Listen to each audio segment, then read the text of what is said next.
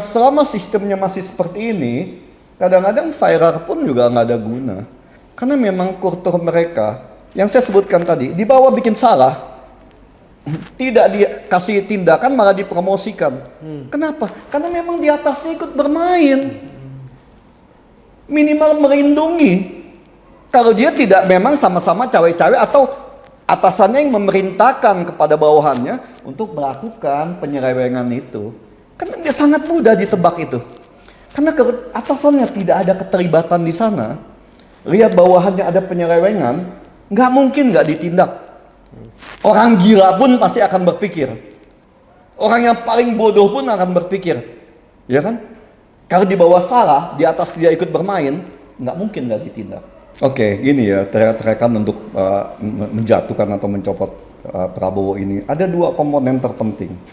Ya, dua komponen yang paling penting ini.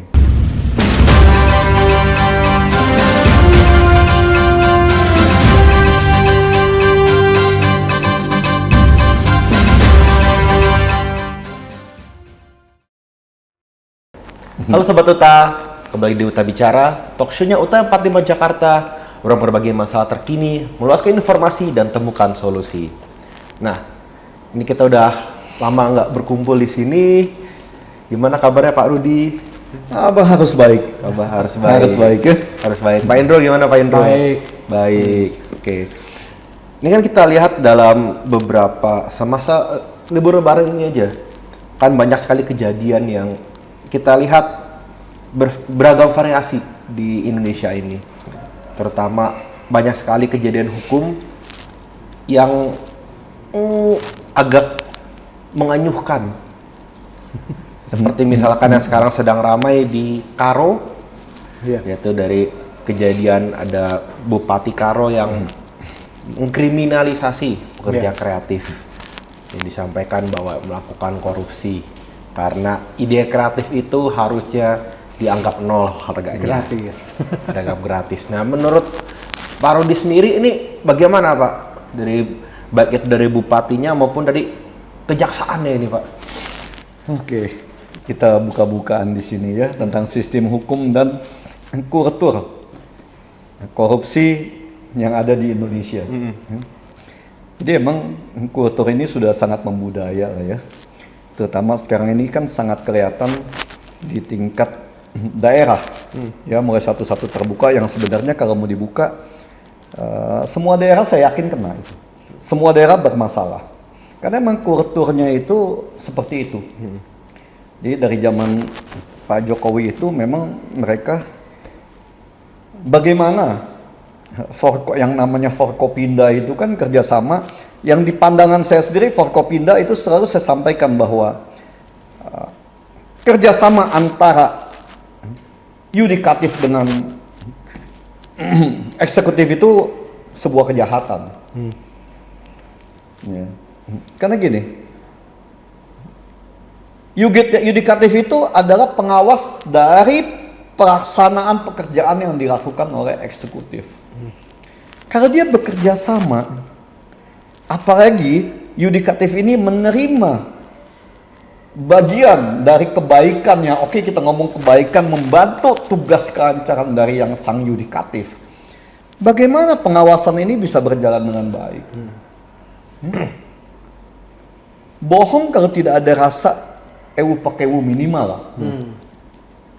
Kalau itu tidak dibarengi dengan dana-dana operasional lagi kan? Ini baru katanya hanya mobil. Saya nggak percaya kalau nggak ada operasional uang di sana. Ya. Terus bagaimana rakyat bisa mengharapkan sebuah pendegakan atau jalannya sebuah pengawasan hukum di sana? Kan itu. Eksekutif adalah pemegang mandat atas semua proses-proses operasional penggunaan dana negara. Penggunaan dana negara yang tidak profesional atau pemborosan ataupun penyimpangan di sini, walaupun dia sebutkan dalam tanda kutip sesuai dengan aturan, tidak ada aturan yang menyebutkan bahwa eksekutif mempunyai hak untuk membantu operasional kendaraan atau operasional keuangan dari yudikatif. Itu nggak ada.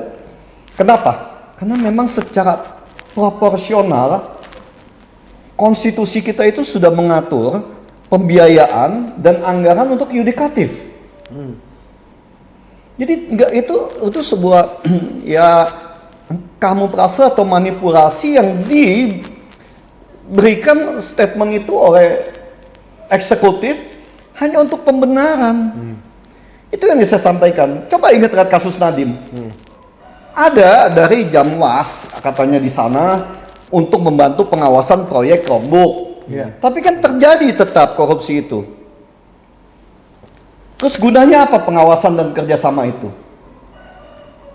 Whatever alasannya bahwa sang eksekutif tidak mau menuruti apa masukan. Kalau nggak mau menuruti, dari pertama periksa bahwa ada pelanggaran, ada korupsi, ada penyalahgunaan kewenangan.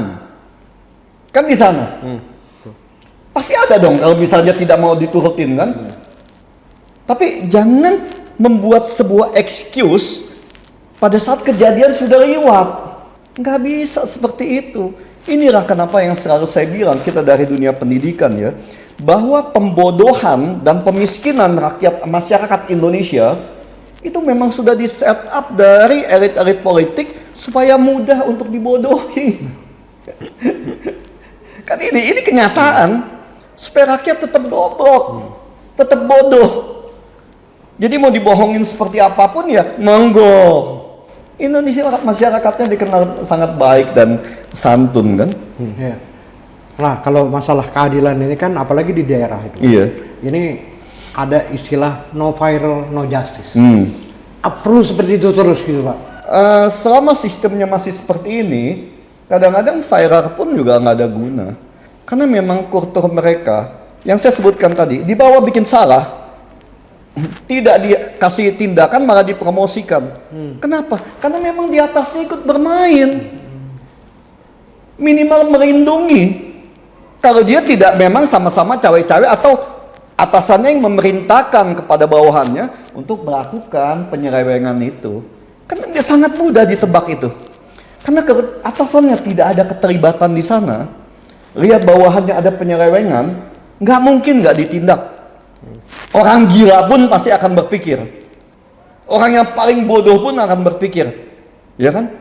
Kalau di bawah salah, di atas dia ikut bermain, nggak mungkin nggak ditindak. Tapi kalau tidak ada tindakan apa ada promosi, ada dua pilihan. Memang atas perintah pimpinan, atau memang pimpinannya ikut bermain di sana.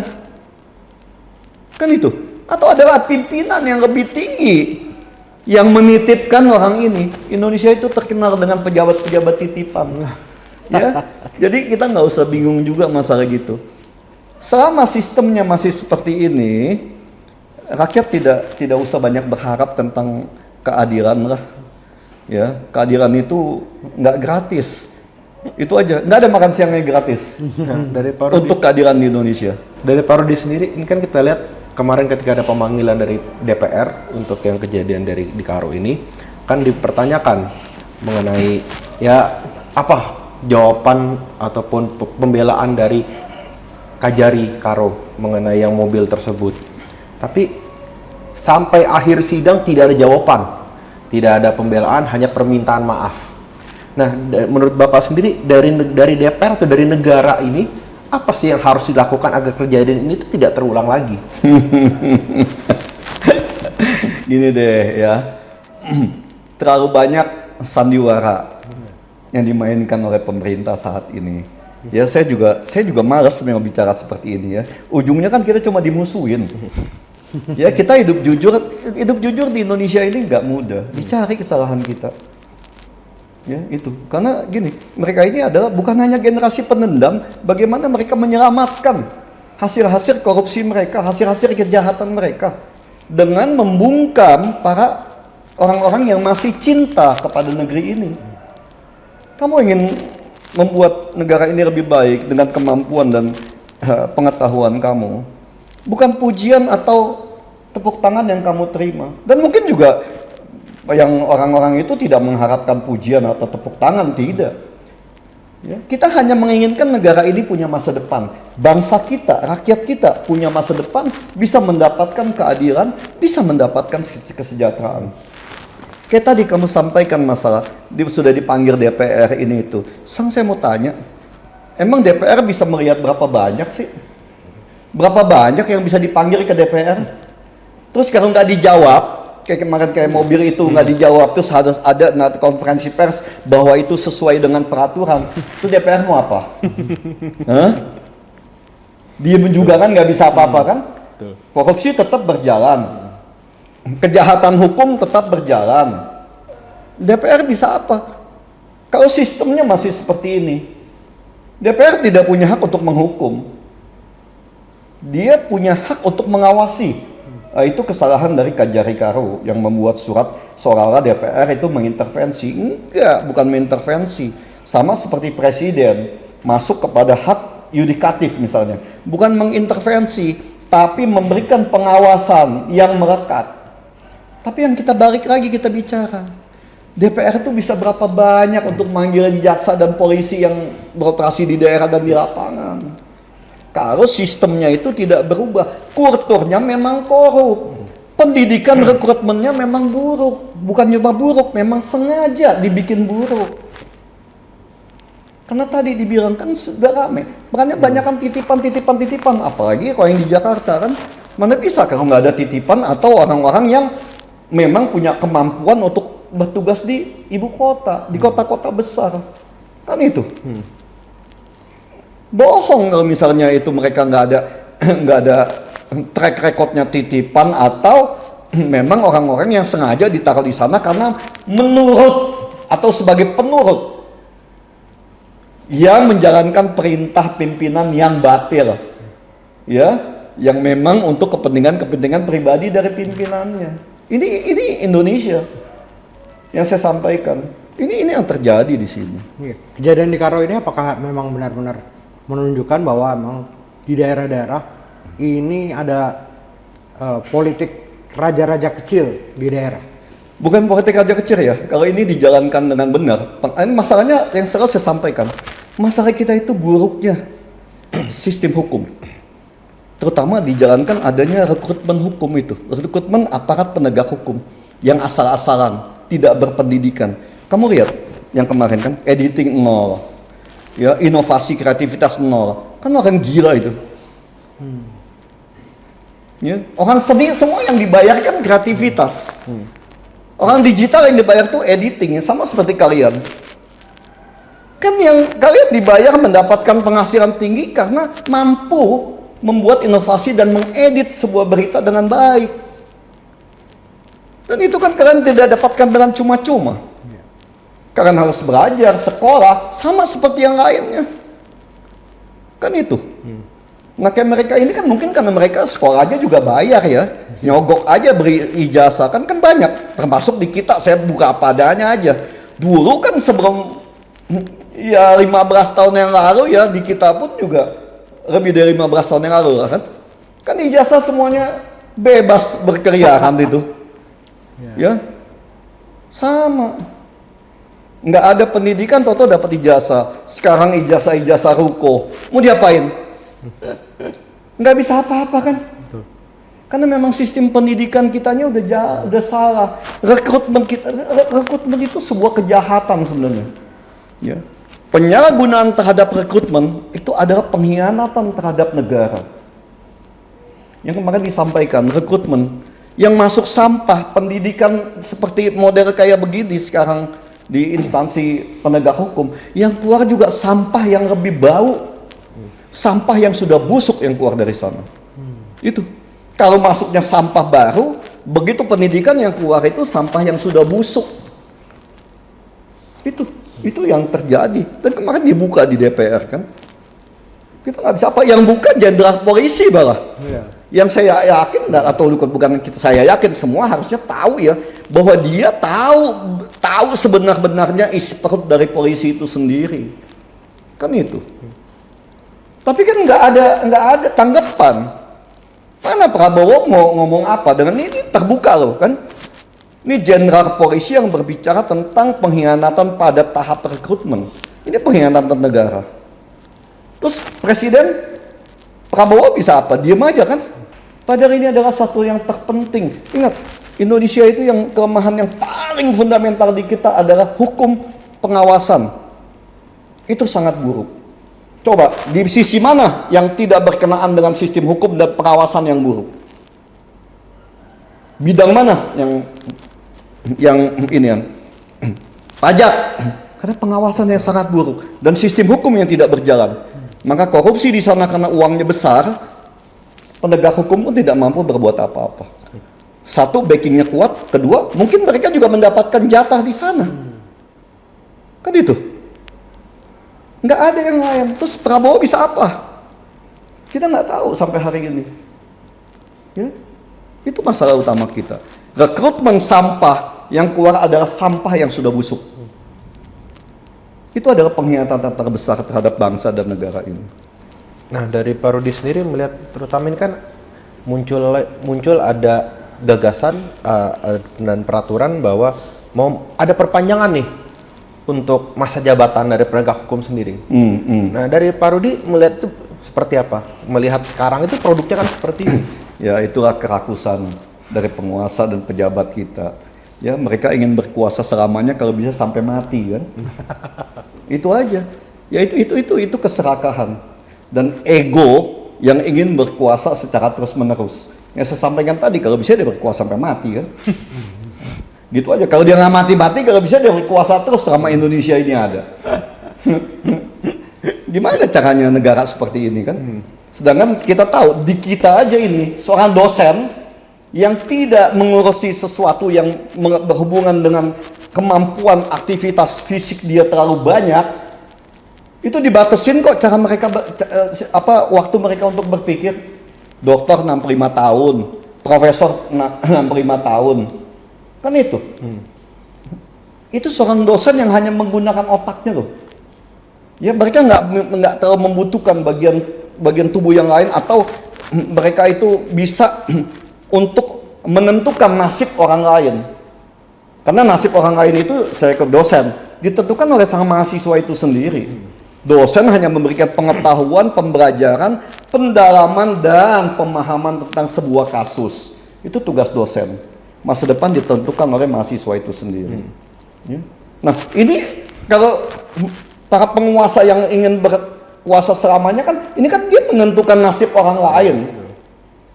Dia memutuskan apa yang harus terjadi pada nasib seseorang dengan yang kita nggak tahu apakah fisiknya masih menunjang, apakah otaknya masih bagus, atau apakah kredibilitas dan track record dia itu bagus.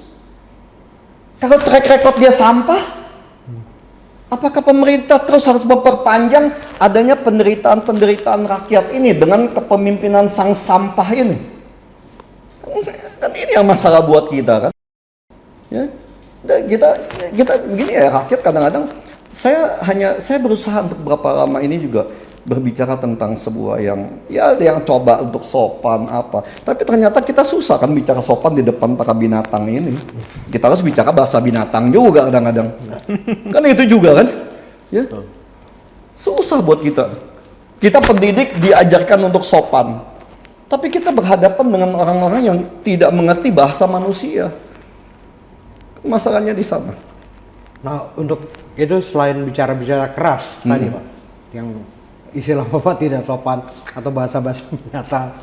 Nah, selain itu apa yang bisa dilakukan agar memang membatasi hakim-hakim yang punya masalah ataupun istilah Bapak tadi sampah yang tadi disebut. Masalah utama bangsa kita itu leadership. Ya, sejak zaman Pak Harto kita kehilangan karisma seorang pemimpin. Itu yang terjadi. Maka saya bilang, reformasi itu sebenarnya apa sih tujuannya? Kamu aktivis 98 ya. Ya, semua orang tahu kamu tuh aktivis 98. Nah, tujuan kamu jatuhin Pak Harto waktu itu apa sih tujuannya? Konsep nggak punya untuk maju ke depan sistem tata kelola roadmap untuk masa depan bangsa ini kamu nggak punya. Jadi pemikirannya yang penting Soeharto jatuh. Nah terus bangsa ini mau dibawa kemana? Seperti sekarang. Mau ngapain kita jadinya ini kan? Nah, inilah pemikiran-pemikiran jangka pendek yang harus kita rubah. Ya. Bahwa memperbaiki atau membangun sebuah bangsa itu tidak bisa jadi dengan satu malam. Kita butuh leadership. Kita butuh seorang pemimpin yang mempunyai visi dan tegas di dalam pendirian. Itu yang paling utama. Kita nggak boleh punya pemimpin peragu, apalagi hanya mendengar ngomongan kuping kiri, kuping kanan ini kan. Karena pembisik-pembisik yang mempunyai kepentingan-kepentingan tertentu ini sangat banyak. Itu masalah kita. Ya. Nah ini yang paling saya sampaikan tadi. Kita butuh seorang pemimpin, seorang leadership yang tangguh, disiplin, dan punya komitmen yang kuat terhadap visi dan misinya, programnya. Itu harus ada. Dan ini kan memasuki periode udah tahun kedua dari kepemimpinan Presiden Pak Prabowo, yang kita harapkan kan di awal masa kepemimpinan beliau kan adanya ketegasan seperti layaknya zaman mertuanya dahulu, Pak Harto di sana. Tapi sekarang ini kan sudah mulai muncul teriakan-teriakan ketidakpuasan. Seperti kalau sekarang ngeramaikan dari SMRC, Saiful Mujani Research Center, dari Pak Saiful Mujaninya sendiri kan menyampaikan untuk menjatuhkan atau menurunkan Pak Prabowo. Nah itu dari Pak Rudi sendiri, bagaimana tanggapannya mengenai teriakan-teriakan ini, suara-suara ini? Oke, gini ya, teriakan untuk menjatuhkan atau mencopot Prabowo ini. Ada dua komponen terpenting. Ya, dua komponen yang paling penting ini. Satu, kalau Prabowo dijatuhkan, terus yang mau gantikan siapa? Gitu kan. Itu yang pertama. Kedua, bagaimana cara menjatuhkannya? Secara konstitusional, atau secara jalanan lagi? Kedua-duanya butuh effort yang sangat tinggi di sini. Dan yang paling penting itu, kalau Prabowo dijatuhkan, yang harus kita pikirkan itu, mau digantinya sama siapa? Kalau dia bilang, oh karena kita harus jatuhkan atau kita copot Prabowo karena nggak mau dengar, itu kan? Ya coba kita apa sih yang kita bisa buat ini supaya Prabowo bisa dengar, supaya Prabowo ini tahu kesulitan rakyat, bukan hanya berpikir bagaimana menjaga kursi kekuasaannya. Nah itu kita cari jalannya ini. Kalau menjatuhkan di luar konstitusi, negara ini akan mundur lagi jauh ke belakang. Walaupun kita tahu Prabowo hari ini beda sekali dengan Prabowo yang kita kenal pada masa lalu. Ya, keraguan Prabowo yang nggak jelas tentang reformasi Polri yang sudah diumumkan kemana-mana. Ya, keraguan Prabowo tentang pembenahan korupsi di negeri ini. Kedua, transparansi para pejabat tentang situasi negara pada hari ini. Jangan dibilang pokoknya ada, nggak usah tahu, pokoknya ada. Enggak, ini negara loh. Kamu bukan mengelola toko kelontong. Ya, kamu bukan pengusaha rokok jalanan. Kamu ini adalah pengelola sebuah negara besar yang kaya tapi miskin. Ya, Indonesia dikenal semua, rakyat Jepang, pemimpin Jepang mengatakan kan, Indonesia kaya dengan semua mineral, tapi rakyatnya miskin. Kan itu. Ya. Ini masalahnya yang utama kita hadapin. Nah, tapi kalau Bapak melihat ini seolah-olah Pak Prabowo tidak mendengar. Ini apakah memang orang dekat dari Prabowo sendiri yang menutup informasi yang dari luar, menutup informasi untuk Pak Prabowo, atau seperti apa? Dan apakah memang Prabowo sendiri kenapa membiarkan hal itu terjadi? Saya nggak jelas juga ini ya masalah gituan kan. Tapi yang saya tahu memang ada beberapa faksi di lingkungan Prabowo sendiri ya. Jadi Pak Prabowo ini dilingkupi oleh beberapa orang yang punya kepentingan pribadi.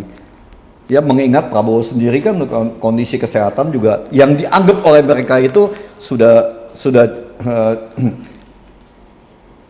cukup tua ya. Walaupun kalau saya melihat tua itu bukan berarti tidak mempunyai kemampuan. Ya. Tapi yang sekarang harus dikembalikan Pak Prabowo adalah kepercayaan rakyat, kepercayaan dunia, transparansi, perbaikan hukum. Masalah yang diinginkan oleh dunia itu dan masyarakat Indonesia adalah bagaimana membenahi sistem hukum Indonesia.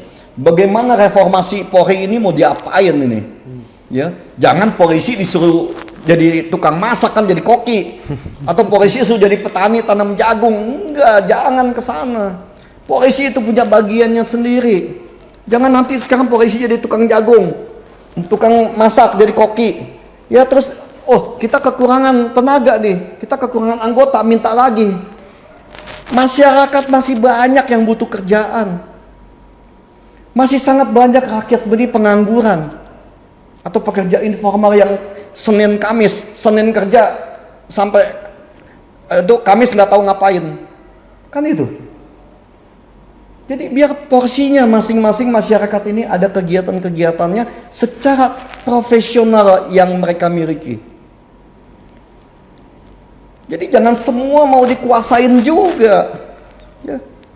Sampai jadi petani nanam jagung, sekarang jadi koki buat BGN. Nggak benar ini. Ini sistem tata negara seperti apa ini? Pengelolaan tata kelola negara seperti apa hari ini? Ya, ini yang membuat rakyat mungkin sebagian itu termasuk Saiful Mujani jadi bingung juga kan? Mau jadi apa? BGN protes begitu banyak. Saya sih nggak ngerti ya. Saya jujur ngomong lah. Saya nggak mau banyak komentar tentang BGN. Tapi Prabowo harus dengar kan keluhan rakyat itu karena sudah sangat banyak. Dan itu bukan uang kecil. Satu hari 1,2 triliun biaya untuk BGN. Itu uang rakyat. Kan saya ngomong kayak tadi itu yang kayak bupati, kejaksaan, polisi, mereka itu makan uang rakyat, mereka hidup dari uang rakyat. Mereka ini menjadi manusia-manusia durhaka, ya, manusia-manusia yang tidak beradab. Mereka dikasih makan oleh rakyat, keluarganya anak-anaknya disekolahkan oleh rakyat dengan yang atas nama uang pajak. Tapi rakyat juga yang dibikin susah. Itu kan manusia tidak berbudi itu, bukan manusia, mungkin lebih dari binatang. Binatang aja masih tahu rasa terima kasih. Tapi ini kan dianggap bahwa oh ini hak saya. Enggak, hak kamu adalah menjaga keamanan, menjalankan hukum dengan baik, benar dan sesuai dengan undang-undang. Bukan menyusahkan rakyat karena kamu kenal dengan yang namanya uang haram. Orang yang memberi kamu makan selama ini kamu hianati. Itu, ya. Jadi kalau di pandangan saya mereka ini lebih dari binatang. Mereka tidak berterima kasih karena pajak rakyat itu dianggap sebuah kewajiban. Betul, rakyat adalah kewajiban. Kewajiban rakyat untuk membayar pajak dalam membangun negara. Ingat, untuk membangun negara. Bukan cuma kasih makan dia, terus dia boleh menyusahkan rakyat. Kan bajingan ini. Ini yang harus di Prabowo ini sebagai pemimpin harus bisa memperbaiki itu. Saya jengkel, saya melihat itu semua segala macam. Lah, kok kayak begini ya hukum kita ya? Saya merasakan bahwa hukum itu hancur-hancuran. Betul. Tapi sampai dengan perhitungan memenjarakan seseorang itu hanya karena sebuah subjektivitas yang dibuat-buat seperti itu adalah kejahatan kemanusiaan, pengkhianatan terhadap negara ini. Terus pembelian mobil oleh pemerintah daerah kepada yudikatif itu sebuah kejahatan korporasi negara. Bagaimana kerjasama penyelewengan kekuasaan untuk mengamankan dugaan adanya perbuatan korup dari pejabat-pejabat itu sendiri. Itu tidak bisa diterori lagi di masa keterbukaan hari ini. Ya dulu kita nggak bisa tahu karena berita kan tidak sebanyak ini.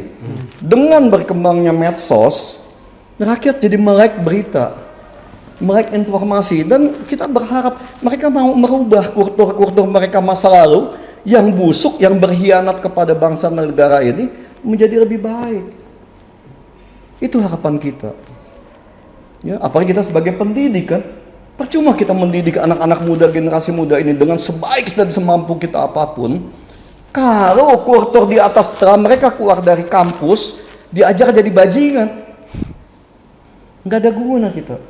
Kita hanya membuat sebuah perbuatan yang sia-sia, seperti menepak air di dulang kan, yang kena muka kita sendiri, dan air itu tetap aja seperti itu. Kan itu. Nah, Pak Rudi, ini kan tadi kita sampaikan ini banyak masyarakat yang tidak puas karena apalagi melihat dari BGN yang 1,2 triliun per hari yang seperti dipaksakan ketika lebaran harus tetap jalan, dan juga dari kejadian-kejadian dari Kajari dan juga penegak-penegak hukum lain, dan sekarang muncul lagi dengan adanya kesulitan-kesulitan yang mengenai Kortex ini sendiri. Rakyat dipaksa untuk beradaptasi melalui sistem yang memang seperti tidak siap. Nah, dari Pak Rudi sendiri melihat Kortex ini seperti apa? Gini ya, saya juga merasakan salah satu kesulitan tentang Kortex itu ya, karena Kortex itu adalah kewajiban dari seluruh rakyat Indonesia, termasuk kita. Ya. Jadi saya diskusi dengan teman-teman, memang Kortex ini di zaman Sri Mulyani sengaja dibuat untuk menyusahkan rakyat. Bagaimana mempersulit rakyat supaya mereka-mereka ini, para bandit ini bisa mencari kesalahan masyarakat, memeras rakyat, ya kelas menengah bawah. Mungkin menengah atas dan menengah atas dan menengah bawah. Kalau kelas di atas saat ini, mereka selalu negosiasi lah, kita tahu semua itu ya. Menengah atas dan kelas atas ini, apalagi kelas super atas itu ya, super rich kita ngomong kan. Mana ada sih yang bayar pajak itu dengan benar? Cuma kan penuntasan atau pembukaan transparansi tentang kasus-kasus ini seperti sengaja ditutup-tutupi. Nah, ini tugas Pak Purbaya. Pak Purbaya sangat baik ya, sangat bagus kali ini. Saya terus terang lah, ya. Pak Purbaya bekerja sepertinya nothing tulus. Tapi jujur, dukungan terhadap beliau itu sangat minim.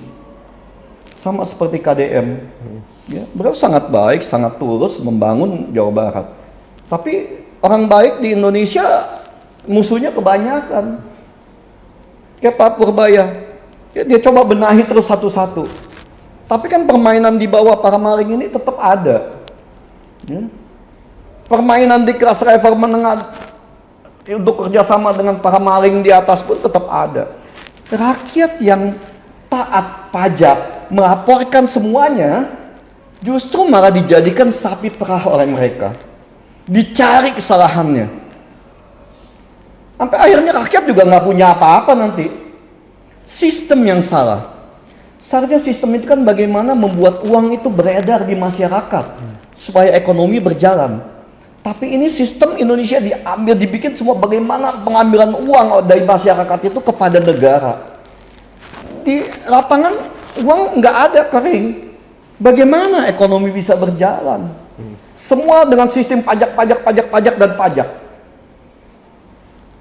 Uang semua diambil ke negara untuk dipakai kepada sektor-sektor yang negara anggap berguna buat mereka dengan mengatasnamakan kepentingan rakyat. Padahal rakyat sendiri di bawah tidak merasakan itu. Inilah yang membuat rakyat tetap miskin dan bodoh. Ya. Kalau di negara lain, kita lihat, kita ambil kemarin Pak Prabowo dari Jepang kan, yang tadi kalian sampaikan. Kan bagaimana? Saya sangat tahu tentang Jepang, Amerika. Nggak ada kesulitan kita. Ya.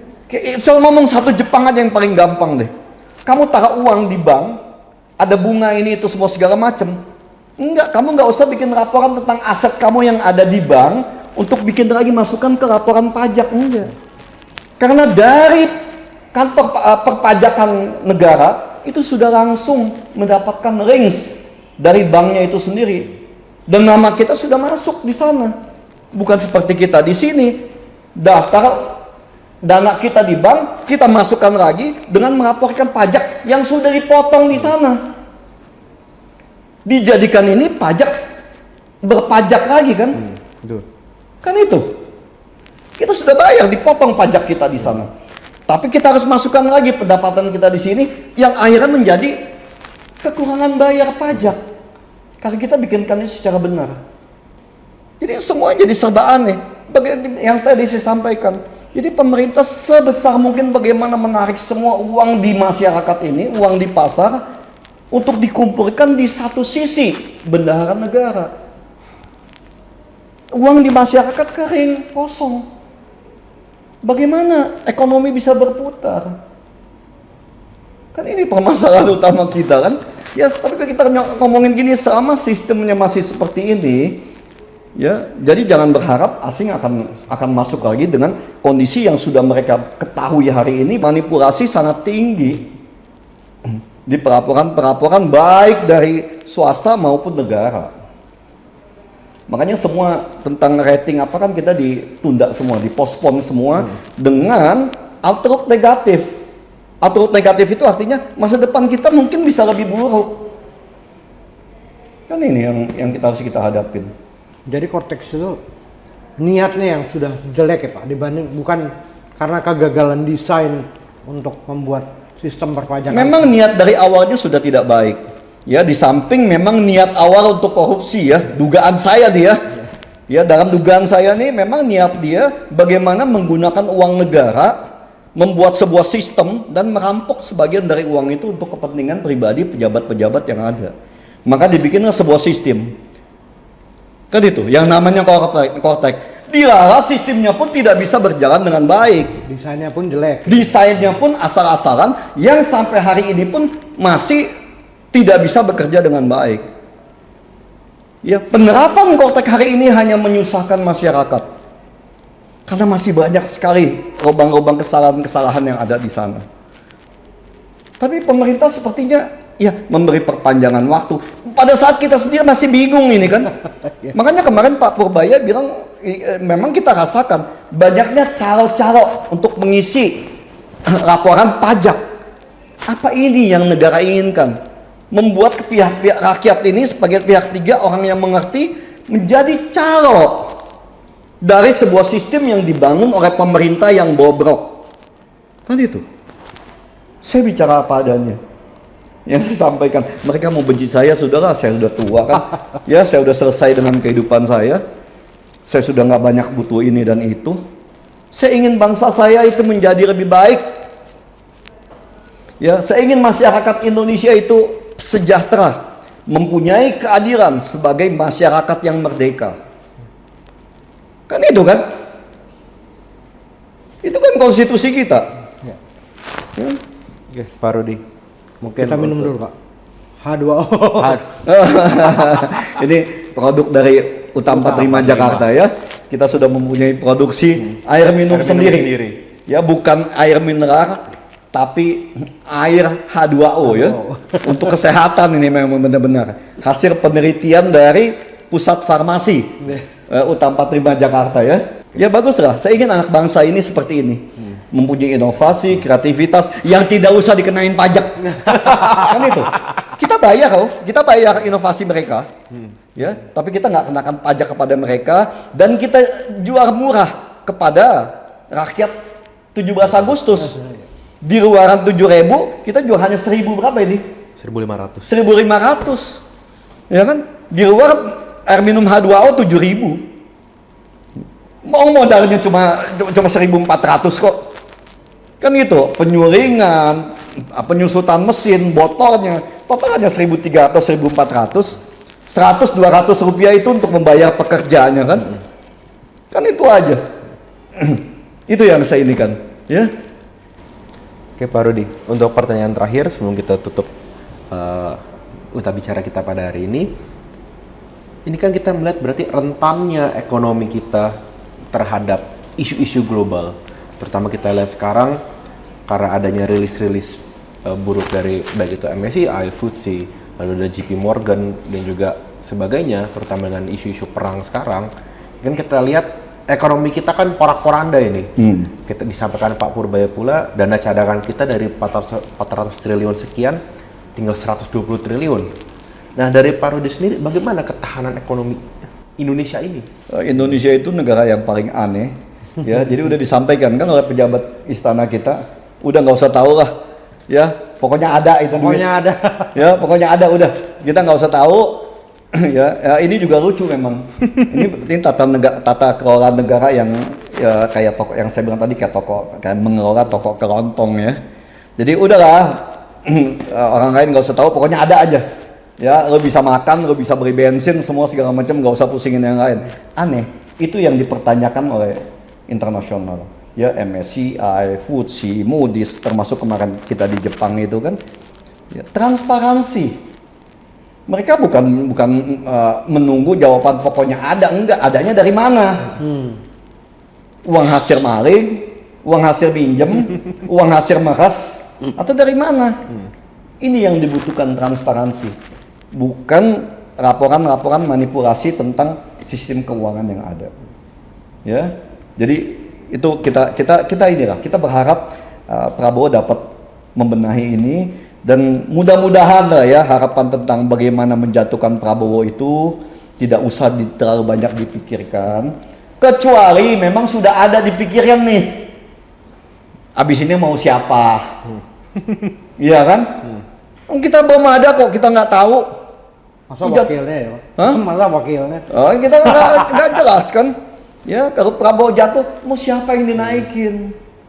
Ayolah sama-sama kita bersatu, bagaimana kita menyatukan tekad, semangat, dan kebersamaan ini untuk mendukung Pak Prabowo, memberitahukan kepada beliau, ayo Pak, sama-sama kita dengan rakyat ini, kita perbaiki, kita bangun negeri ini. Jalankan semua apa yang udah Bapak rencanakan yang tertunda sampai saat ini. Masalah kita cuma dua, hukum, pengawasan. Ya. Hukum pengawasan ini jalan, 80% masalah bangsa ini selesai. Uang kita semua ada. Kita kemarin Perdana Menteri Jepang sampai menyampaikan itu sebenarnya kata-kata yang sarkas, gitu kan? Sarkastisme yang sangat tinggi. Ya, Indonesia itu negara kaya, tapi rakyatnya miskin. Kan itu. Itu harus menjadi sebuah masukan yang sangat menyakitkan buat seorang pemimpin. Itu kenapa bisa begitu? Negara yang kaya dengan sumber daya alam, tapi rakyatnya miskin. Timur Tengah masing-masing hanya punya satu sumber daya alamnya, minyak. Rakyatnya kaya semua dan jadi rebutan negara lain. Kita punya semua. Kita punya emas, kita punya minyak, kita punya tanah jarang, kita punya nikel, kita punya semua. Kita punya hutan tropis, rainforest yang begitu hebat. Tapi hasilnya kita nggak tahu dibuat siapa. Ya? Nah, ini masalah kita. Terima kasih Pak Rudi atas waktunya. Jadi Sobat Uta, Terima kasih. ya kita melihat bagaimana banyaknya PR dari Pak Prabowo maupun kabinetnya, Pak Purbaya dan ya menteri-menteri lainnya, mengenai banyaknya yang harus diperbaiki di Indonesia. Dan mari kita sama-sama kita dukung Pak Prabowo untuk bagaimana kita memberikan masukan yang dibutuhkan untuk mensejahterakan rakyat. Seperti disampaikan tadi, jangan sampai kita tinggal di negara kaya, tapi kita tidak bisa menikmati apa yang negara kita sendiri, apa yang alam kita berikan, apa yang alam kita sediakan. Jadi terus tonton Uta Bicara, talkshow-nya Uta 45 Jakarta, ruang berbagi masalah terkini, meluaskan informasi dan temukan solusi. Jangan lupa di like, subscribe, dan share untuk terus menyaksikan episode-episode maupun video-video berikutnya yang kita upload dan kita sajikan. Terima kasih semua. Oke. Terima kasih ya. Terima kasih ya.